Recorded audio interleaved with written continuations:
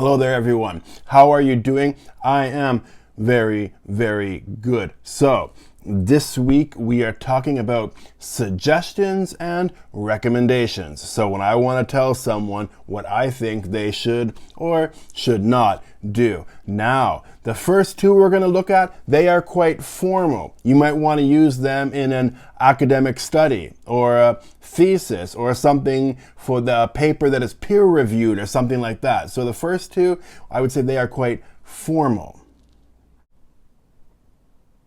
First, we have I recommend or I suggest. So I recommend you go for coffee, or I suggest you go for coffee. I recommend or I suggest Mr. Ikeda for the job. I cannot or I don't recommend this article for publication.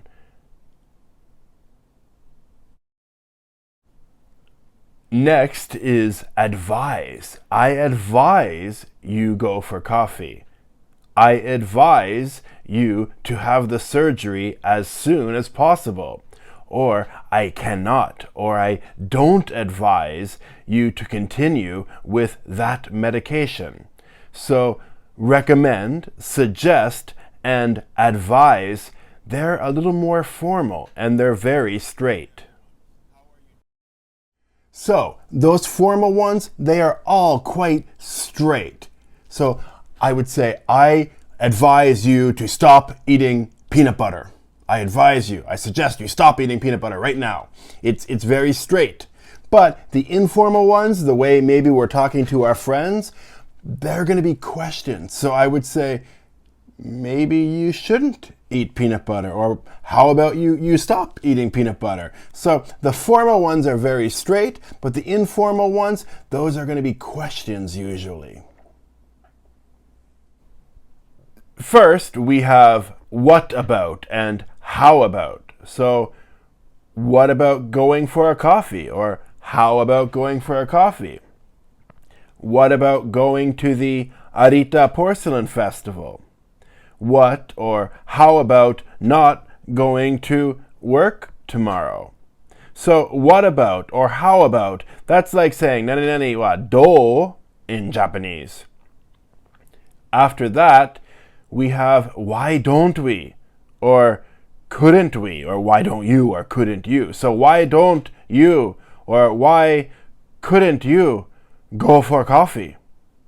Why don't we, why couldn't we go for drinks tonight? Or why doesn't she like her nurse? That's more like nani nani masen ka? It's kind of putting a negative on it. And then the last one is do or don't you think it's a good idea to nani nani? So do you or don't you think it's a good idea to go for coffee?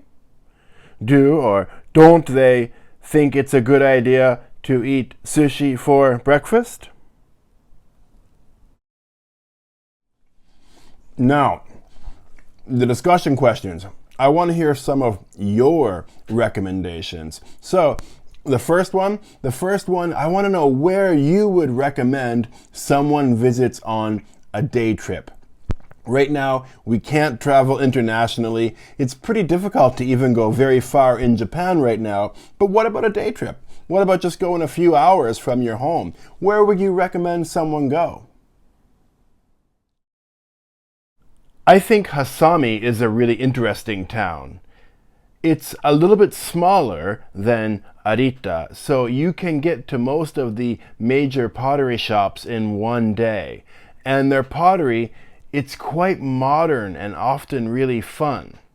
Hasami is not very far away, so I think it's perfect for a day trip. The second question is, what is a food that you would suggest that someone try?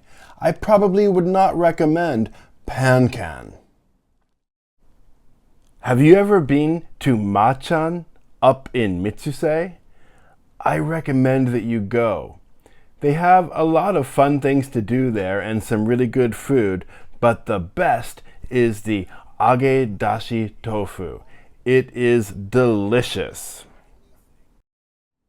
Now, the last one is wide open. What is something, what is anything that you would recommend? So you could recommend an exercise or a book or a type of wine. Maybe you would recommend stretching. Maybe you would recommend a new job. Anything is okay. So just for an example, here's something that I would recommend. I love cooking and I recommend everyone buy cast iron frying pans. You've seen them probably. They're very basic. There's no coating on the inside. They are not non-stick, but they're really strong. They're tough. You can take a fork to them. You can put them right down on a fire. You need a little bit more oil to use them, but I find these super useful. All right, guys, I'm looking forward to talking to you in our Zoom meeting. I'm looking forward to hearing all of your recommendations. It should be really fun and interesting. Guys, I'll see you very, very soon. Stay safe. Bye-bye.